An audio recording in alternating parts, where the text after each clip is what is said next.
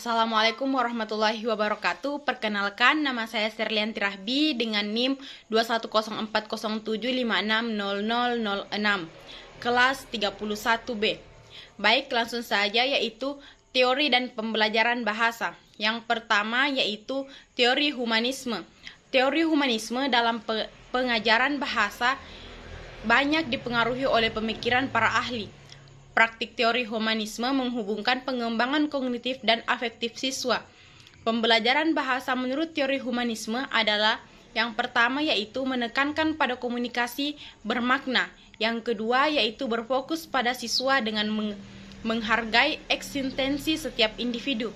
Yang ketiga yaitu pembelajaran digambarkan penerapan pengalaman individual. Kemudian yang keempat yaitu guru berperan sebagai fasilitator. Yang kelima, materi berdasarkan kebutuhan siswa. Yang kedua yaitu teori behaviorisme. Teori behaviorisme memandang bahwa bahasa merupakan bagian fundamental dari seluruh perilaku manusia, dan selanjutnya memandang bahwa bahasa adalah wujud atas tanggapan yang tepat terhadap sebuah stimulus. Ciri-ciri teori belajar behaviorisme: mengutamakan pengaruh lingkungan. Hasil pembelajaran fokus pada terbentuknya perilaku yang diinginkan, mementingkan pembentukan reaksi dan respon, bersifat mekanistis dan dilakukan dengan mekanis tertentu, misal meminta maaf. Menganggap latihan itu adalah hal yang penting dalam proses pembelajaran. Contoh penerapan teori belajar behaviorisme: guru menyusun materi atau bahan ajar secara lengkap, mulai materi sederhana mengajar. Guru lebih banyak memberikan contoh berupa instruksi.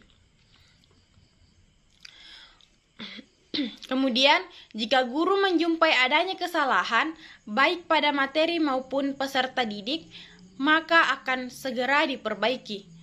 Guru lebih aktif memberikan latihan agar terbentuk kebiasaan yang diinginkan. Kemudian, guru memberikan evaluasi berdasarkan perilaku yang dilihat. Guru harus mampu memberikan penguatan baik dari sisi positif dan negatif. Yang ketiga yaitu teori nativisme. Teori nativisme memandang bahwa anak sudah dibekali dengan alat pemerolehan bahasa sejak ia lahir, sehingga ia akan dapat belajar bahasa dengan mudah. Kemudian yaitu faktor-faktor perkembangan manusia dalam aliran nativisme. Faktor genetik. Faktor genetik ialah faktor gen dari kedua orang tua yang mendorong adanya suatu bakat yang muncul dari diri manusia. Contohnya, jika kedua orang tua ia memandang maka anaknya jika kedua orang tuanya pedagang, maka kemungkinan besar anaknya juga nanti seorang pedagang pula. Kemudian yang kedua yaitu faktor kemampuan anak. Faktor kemampuan anak ialah faktor yang menjadikan seorang anak mengetahui potensi yang terdapat dalam dirinya. Faktor ini lebih nyata karena anak dapat mengembangkan potensi yang ada dalam dirinya. Contohnya, dengan adanya ekstrakurikuler di sekolah dapat mendorong setiap anak untuk mengembangkan potensi yang ada dalam dirinya sesuai dengan bakat dan minatnya. Kemudian yang ketiga itu faktor pertumbuhan anak. Faktor pertumbuhan anak ialah faktor yang mendorong anak untuk mengetahui bakat dan minatnya di setiap pertumbuhan dan perkembangan secara alami. Sehingga jika pertumbuhan anak itu normal, maka ia akan bersifat energik, aktif, dan responsif terhadap kemampuan yang ia miliki. Sebaliknya, jika pertumbuhan anak tidak normal, maka anak tersebut tidak dapat mengenali bakat dan kemampuan yang ia miliki. Yang keempat yaitu teori fungsional. Teori fungsional memandang bahwa pembelajaran bahasa hendaknya menekankan konsep penggunaan bahasa dalam berbagai konteks penggunaannya. Implementasi pandangan ini maka pragmatik memiliki peran sangat penting dalam mengajarkan bahasa. Kelebihan teori fungsionalisme, di antaranya yang pertama yaitu memperlakukan bahasa sebagai alat untuk menyampaikan dan memahami maksud peraturan.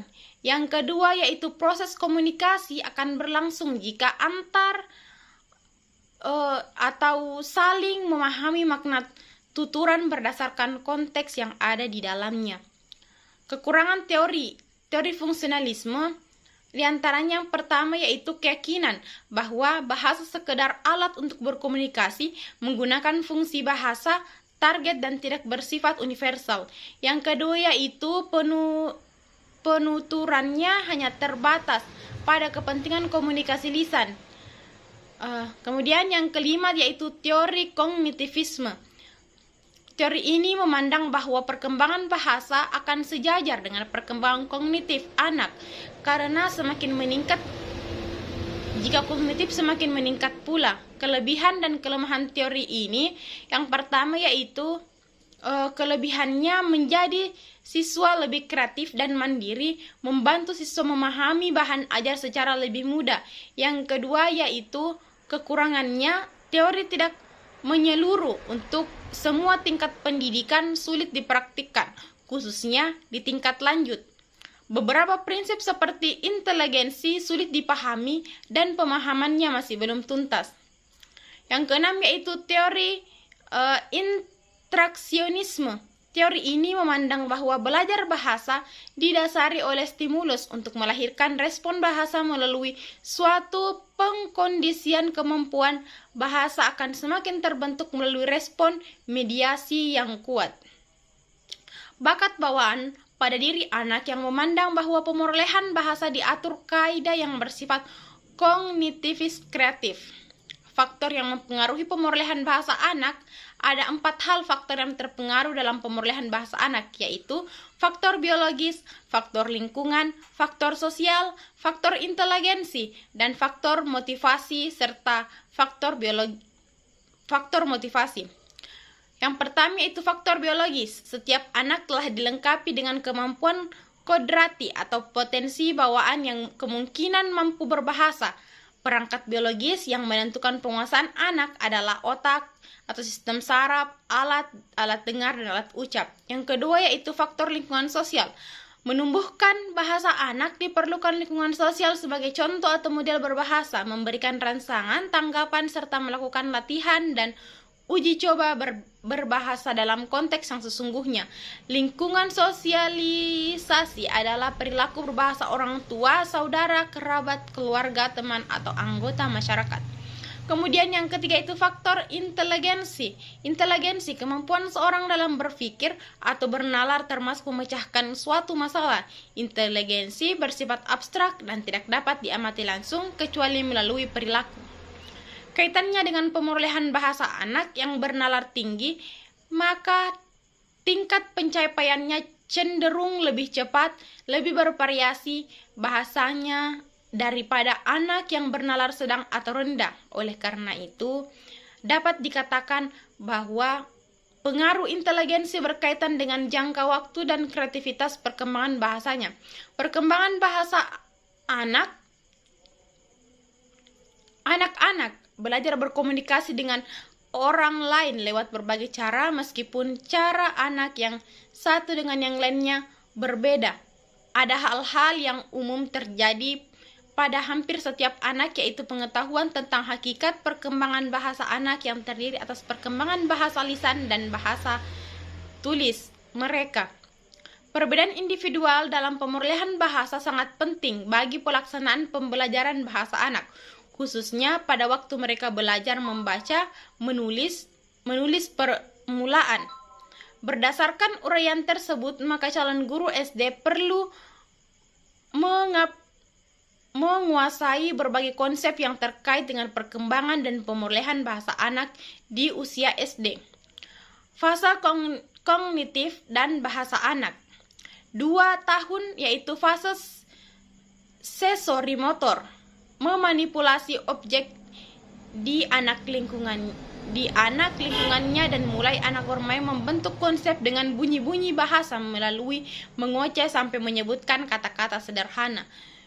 2-7 tahun, yaitu fase praoperasional memahami pikiran anak simbolik, yang kemudian yaitu 7-11 tahun.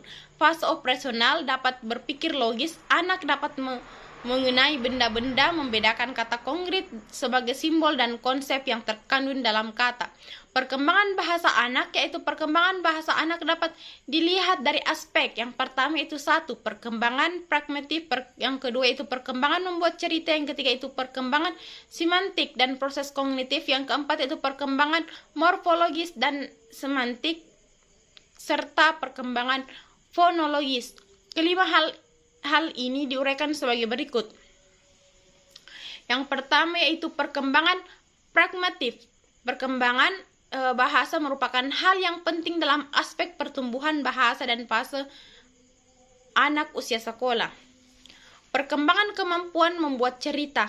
Anak yang berumur 6 tahun sudah dapat bercerita sederhana tentang acara televisi atau film yang mereka telah lihat. Kemampuan ini selanjutnya berkembang secara terus-menerus. Mereka belajar menghubungkan kejadian, tetapi bukan yang mengandung hubungan sebab akibat. Konjungsi yang sering digunakan adalah dan, lalu.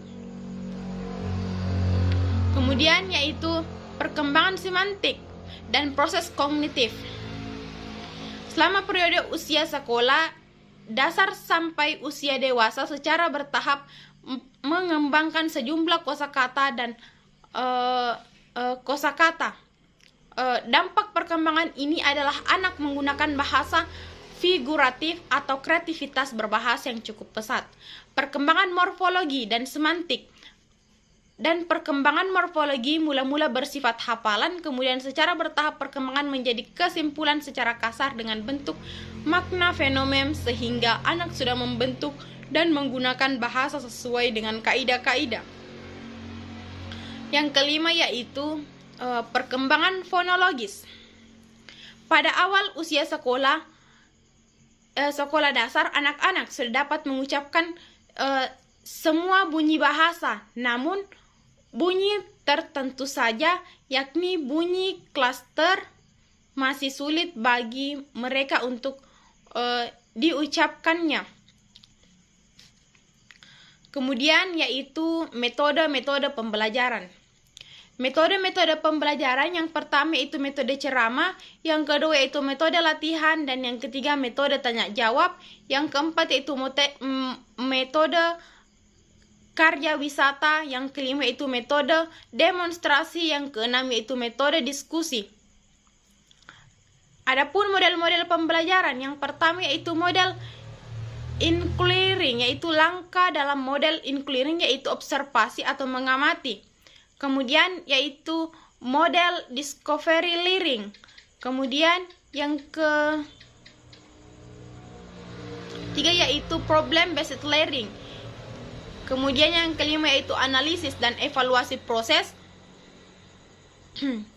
Kemudian adapun pendekatan pembelajaran bahasa. Pendekatan pembelajaran bahasa dapat diartikan sebagai titik tolak atau sudut pandang seseorang terhadap proses pembelajaran yang merujuk pada pandangan tentang terjadinya suatu proses. Pendekatan konseptual. Pendekatan ini sering singkat dengan CTL adalah pendekatan pembelajaran yang membantu guru mengaitkan materi yang dibelajarkan dengan situasi dunia nyata dan mendorong siswa untuk mengonstruksi pengetahuan sendiri, kemudian menghubungkan dengan kehidupan sehari mereka. Kemudian pendekatan kontrivisme merupakan proses pembelajaran yang menekankan bagaimana pengetahuan dibina dalam manusia. Mengikut pahamkan konstruktivisme, ilmu pengetahuan tidak boleh dipindahkan atau diturunkan daripada seseorang guru kepada seorang pelajar.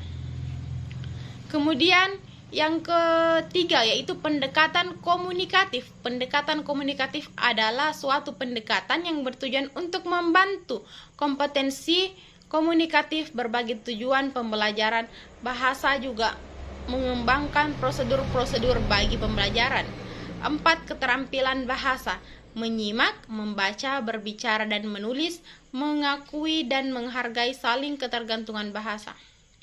Yang keempat yaitu pendekatan well legumes atau holistik. Pendekatan ini suatu pendekatan pembelajaran bahasa yang menyajikan suatu bahasa secara utuh atau tidak terpisah. Oleh karena itu, pengajaran keterampilan berbahasa dan komponen bahasa seperti tata bahasa dan konstanta disajikan secara utuh atau bermakna.